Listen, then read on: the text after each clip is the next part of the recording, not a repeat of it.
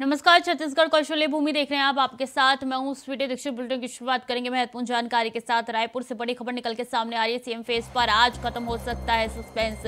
BJP दफ्तर में नेताओं की हुई है बैठक। बीजेपी प्रदेश अध्यक्ष अरुण साव रहे हैं मौजूद। लंच के बाद 2 बजे फिर से शुरू होगी बैठक और थोड़ी देर में होगी विधायक दल की बैठक। तो सीएम फेस पर आज खत्म हो सकता है सस्पेंस। बता दें, बीजेपी प्रदेश अध्यक्ष अरुण साव इस बैठक में मौजूद रहे। विधायक दल की बैठक हो रही है और थोड़ी देर में लंच ब्रेक के बाद एक बार फिर से ये बैठक कंटिन्यू होगी। तो बीजेपी प्रदेश अध्यक्ष अरुण साव इस बैठक में मौजूद रहे और मंथन लगातार जारी है। माथापच्ची हो रही है। कोशिश यही है कि जल्द से जल्द सीएम फेस का ऐलान कर दिया जाए और ऐसे में काफी कश्मकश देखने को मिल रही है। थोड़ी देर में होगी विधायक दल की बैठक। सभी नेता मौके पर मौजूद है। लंच ब्रेक के बाद विधायक दल की बैठक होने जा रही है एक बार फिर से।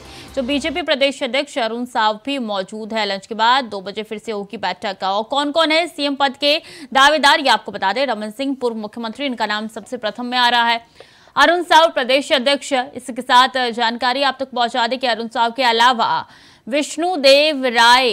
विष्णुदेव साय जो कि पूर्व केंद्रीय मंत्री रह चुके हैं, इनका नाम भी है इस रेस में। रामविचार नेताम पूर्व गृह मंत्री, इनका नाम भी इस रेस में है। और इसी के साथ ओपी चौधरी पूर्व आईएएस है ये और इनका नाम इस सीएम पद के रेस में है। गोमती साय सांसद है ये, इनका नाम भी कुर्सी में है। और कहा यह जा रहा है कि ये जो पर्यवेक्षक भेजे गए हैं ये बैठक करेंगे और बैठक के बाद हो सकता है कि आज शाम तक ऐलान हो जाए सीएम फेस का, क्योंकि यहाँ पे राय जाना बेहद जरूरी है। और ऐसे में पर्यवेक्षक भेजे गए हैं। श्री अर्जुन मुंडा, श्री दुष्यंत कुमार, सर्वानंद सोनोवाल, ये वो पर्यवेक्षक है जो कि भेजे गए हैं छत्तीसगढ़ में। विकास यादव रायपुर से हमारे साथ जुड़ चुके हैं। विकास, ये बैठक कब से चल रही थी और आगे क्या अपडेट है इस बैठक को लेकर?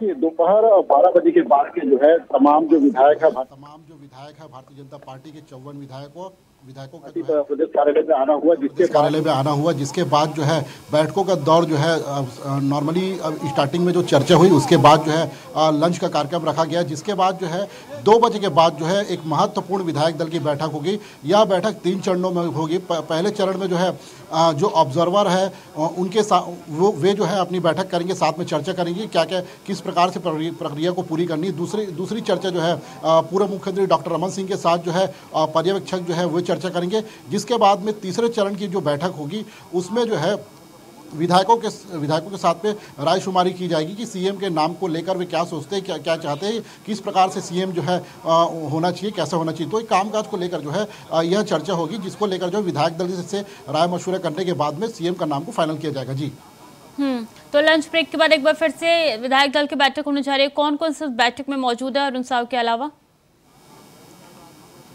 देखिए, अरुण साव के अलावा जो है पूर्व मुख्यमंत्री डॉक्टर रमन सिंह के अलावा जो है 3 पर्यवेक्षक जो बनाए गए हैं वो तीनों पर्यवेक्षक यहाँ पे मौजूद है। साथ ही जो है तमाम जो विधायक है 54 विधायक है भारतीय जनता पार्टी के, वे भी मौजूद है। ये 3 चरणों में बैठक होगी और बैठक के बाद जो है लगभग 1 से 2 घंटे की यहाँ बैठक होगी। बैठक के बाद जो है 2 घंटे बाद यानी 4 बजे लगभग जो है सीएम के नाम पर फैसला जो है आ जाएगा। जी तो आज शाम ढलने से पहले सीएम के नाम का ऐलान संभव है? जी, आज शाम 4 बजे तक जो है सीएम के नाम की घोषणा हो जाएगी, जिसके साथ ही जो है प्रदेश को नया मुख्यमंत्री भारतीय जनता पार्टी की तरफ से यहाँ मिल जाएगा। जी विकास, ये कहा जा रहा है कि पहले ही नाम तय कर लिए गए, ये बैठक जो है मात्र दिखावा है। जी देखिए, पार्टी जो है एक चरणबद्ध तरीके से कार्य करती है, जिसके अनुसार जो है वे पहले जो है नाम को लेकर सीएम के नाम को लेकर जो है विधायक दल से जो चर्चा करेगी, जिसके बाद जो है सभी विधायकों का एक सामूहिक फैसला जो है वे जो है फैसला मानते हुए जो है विधायकों के जो कई सारे जो नाम है उनमें से एक नाम पर जो है हरी झंडी लगाई जाएगी। मैं बता देना चाहूँगा कि डायरेक्ट जो है यहाँ रायपुर बीजेपी कार्यालय से जो है डायरेक्ट जो है अमित शाह भी वॉचिंग कर रहे हैं और साथ में जो है अमित शाह भी इस बैठक में जो है वीडियो कॉन्फ्रेंसिंग के जरिए उपस्थित रहेंगे। जी ठीक है विकास, बहुत बहुत शुक्रिया आपका तमाम जानकारियों के लिए।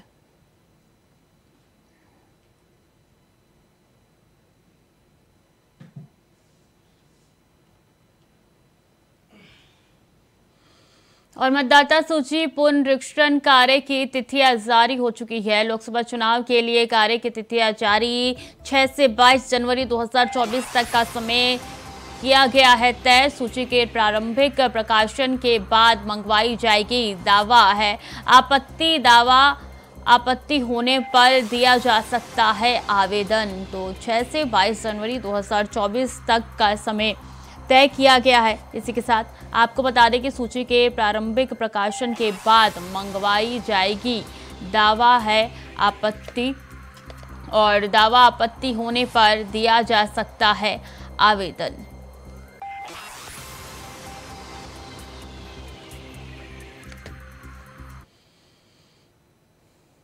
छत्तीसगढ़ में बीजेपी की जीत पर कई सवाल उठ रहे हैं। इस सवाल पर बीजेपी राष्ट्रीय उपाध्यक्ष लता उसेंडी ने पलटवार करते हुए कहा कि जनता ने कांग्रेस को 5 साल का अवसर दिया था और छत्तीसगढ़ की जनता ने उन्हें भरोसे के साथ कुर्सी पर बैठाया था, पर उन्होंने जनता की भावनाओं को ठेस पहुंचाया है। और उन्होंने ये भी कहा है कि जनता ने इस बार बीजेपी को मौका दिया है, तब वो अपनी कमियों को छुपाने के लिए बीजेपी सरकार पर सवाल उठा रहे हैं।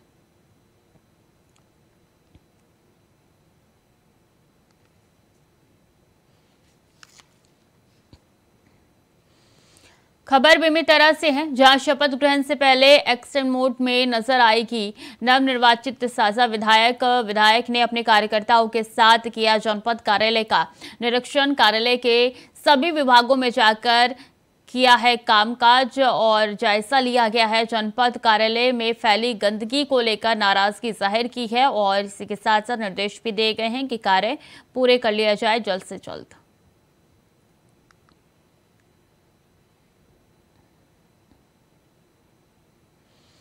छत्तीसगढ़ सुकमा जिले में चलाए जा रहे नक्सल विरोधी अभियान के तहत सुरक्षा बल के जवानों को लगातार सफलता मिल रही है। पलमपाली के जंगलों पर सुरक्षा बल के जवान एरिया डिमोशन के लिए निकले हुए हैं। सुरक्षा बल के जवान जब अतुलपारा के जंगल में पहुंचे तो एक व्यक्ति जवानों को देखकर भागने लगा, जिसे घेराबंदी करके पकड़ लिया गया है। सख्ती से पूछताछ करने पर उसने बताया कि वो कई सालों से नक्सली संगठन में रहकर नक्सलियों के लिए काम कर रहा है और बड़ी घटनाओं में शामिल रहा है। गिरफ्तार नक्सली को मुख्यालय सुकमा लाया गया है, जहां नक्सली गतिविधियों की अहम जानकारी निकालकर पुलिस के सामने आई है और गिरफ्तार नक्सली को न्यायालय पेश किया गया। सुकमा जिले के अंतर्गत पड़ने वाले थाना पुलमपल्ली से डीआरजी, बस्तर फाइटर्स, सीआरपीएफ एवं जिला बल का संयुक्त दल नक्सल अभियान के अंतर्गत ग्राम अरलमपल्ली की ओर रवाना हुआ था, जहां पे अरलमपल्ली के जंगलों में ही एक व्यक्ति को संदिग्ध अवस्था में पकड़ा गया, जिसने अपना नाम मारवी हड़मा बताया। पूछताछ करने पर पता चला कि यह कुल 21 वर्षों से सक्रिय रहा है, जिसके ऊपर कुल 15 अपराध नक्सल प्रकरण के दर्ज हैं एवं पुलिस अधीक्षक सुकमा द्वारा इस पर पूर्व से ही 5,000 का इनाम घोषित है। निश्चित ही ये बहुत बड़ी सफलता है, क्योंकि ये बहुत लंबे समय से सक्रिय रहा है एवं इसे आज विधिवत गिरफ्तार कर माननीय न्यायालय के समक्ष पेश किया गया है। छत्तीसगढ़ नारायणपुर के छोटे डोंगर में नक्सलियों ने एक बार फिर से बीजेपी नेता की हत्या कर दी है। नारायणपुर के छोटे डोंगर में मंदिर में पूजा करने गए बीजेपी नेता पर नक्सलियों ने टंगियों से हमला कर दिया है। बता दें कि मौके पर ही बीजेपी नेता कोमल मांझी की मौत हो गई। इससे पहले नक्सलियों ने चुनाव प्रचार के दौरान बीजेपी जिला उपाध्यक्ष तागर साहू और रतन दुबे की हत्या कर दी गई थी। लगातार हो रही हत्याओं से क्षेत्र में दहशत का माहौल है।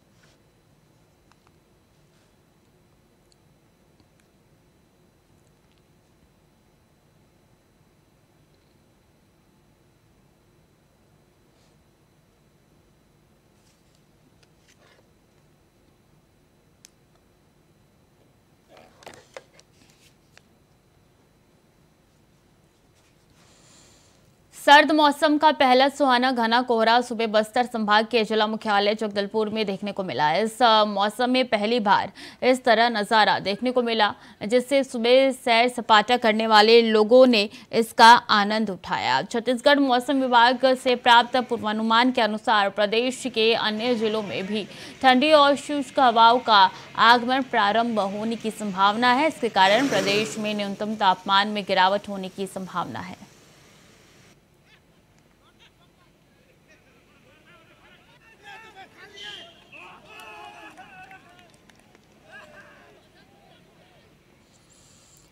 प्रधानमंत्री विकसित भारत संकल्प यात्रा के अंतर्गत कृषि विभाग व कृषि विज्ञान केंद्र बस्तर के द्वारा इंदिरा गांधी कृषि विश्वविद्यालय ऑडिटोरियम में देश के प्रधानमंत्री नरेंद्र मोदी व देश के विभिन्न स्थानों से किसान भाइयों के बीच संवाद को सुना। प्रधानमंत्री किसान हित में कई किसान कल्याणी योजना चला रहे हैं, जिसके लाभ के लिए हर गाँव में गारंटी गाड़ी पहुंच रही है, जिसके चलते किसान योजना का लाभ ले सके।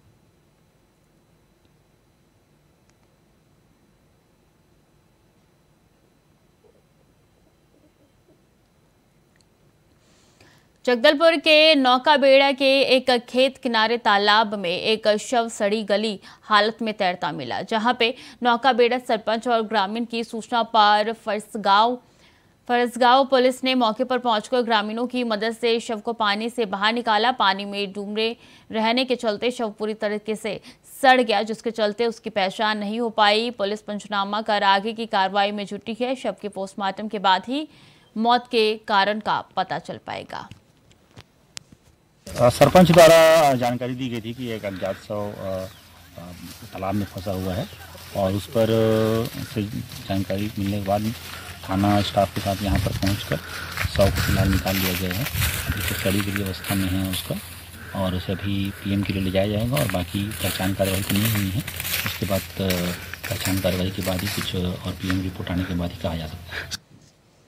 भारत सरकार की Navratna company NMDC steel plant Nagarnar से ट्रकों में लोहा चोरी कर सनसनीखेज मामला उजागर हुआ। आपको बता दें कि 2 ट्रक एक ही नंबर से माल लोड कर बाहर निकालने की फिराक में थे, तभी सीआईएसएफ की सुरक्षा टीम ने ट्रक को पकड़ा और नगरनार थाने को सौंप दिया। मामले में गंभीरता से जांच की जा रही है। जांच के दौरान एक और मामला सामने आया है, जिसमें भी 2 ट्रकों से चोरी की जा रही है। ड्राइवर कंडक्टर मौके से फरार बताए जा रहे हैं। सर, एनएमडीसी के अंदर से 2 गाड़ियां निकली नहीं जी, निकलने का प्रयास था, उनकी मंशा थी निकालने की। एक ही नंबर के 2 गाड़ियां में सामान ले जाने का कुछ ट्रांसपोर्टर, कोई चामुंडा ट्रांसपोर्टर है, जिसको एक हमारे कस्टमर ने अपनी तरफ से माल उठाने के लिए कहा था। तो उनके ड्राइवर्स ने ये कुछ बदमाशी करने की कोशिश की, लेकिन वो कोशिश को हमने नाकाम कर दिया सीआईएसएफ के मदद से। सीआईएसएफ ने तत्पर उस पर कार्रवाई की, वो दोनों गाड़ियां जब्त कर ली। इस बीच ये मुमकिन है ड्राइवर्स वहाँ से चाय पानी के लिए बाहर गए होंगे, उनको भनक लग गई है, वो निकल लिए, तो वो तो अब पुलिस तफ्तीश कर रही है, पुलिस उनको पकड़ लेगी। जिले में धान उपार्जन केंद्रों के माध्यम से कृषकों से समर्थन मूल्य पर धान खरीदी की स्थिति का जायजा लेने के लिए कलेक्टर विजय दयाराम के ने बस्तर अनुराग के कई धान उपार्जन केंद्र का निरीक्षण किया। कलेक्टर ने कहा है कि सभी क्षेत्रों में विशेष सतर्कता के साथ नियमानुसार खरीदी सुनिश्चित करें। धान खरीदी कार्य में किसी भी प्रकार की लापरवाही बर्दाश्त नहीं की जाएगी। लापरवाही करने वाले प्रबंधकों और खरीदी प्रभारियों के खिलाफ तत्काल कार्रवाई सुनिश्चित की जाएगी।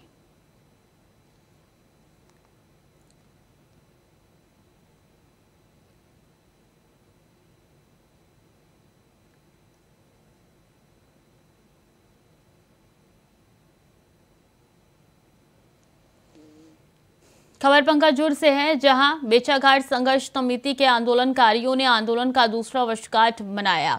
अपनी मांगों को लेकर एक बार फिर से हुंकार बढ़ा। इस दौरान हजारों की संख्या में आंदोलनकारी मौजूद रहे। बेचाघाट से छोटे बेटिया तक रैली निकाली और छोटी बेटिया में सभा आयोजित कर नायब तहसीलदार को ज्ञापन सौंपा। आंदोलनकारियों की मांग है कि बेचाघाट प्रस्तावित पुल निरस्त होने के साथ गोमे गांव में हुई मुठभेड़ से 2 ग्रामीणों की हत्या पर न्याय की जांच और दोषियों पर कार्रवाई की जाए।